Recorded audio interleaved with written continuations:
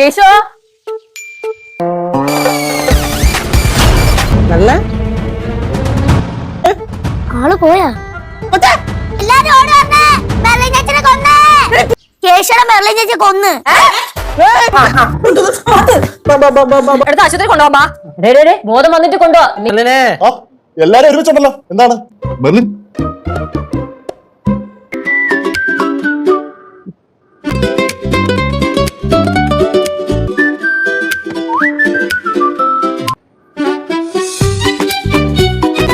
എന്നോട് സോറി.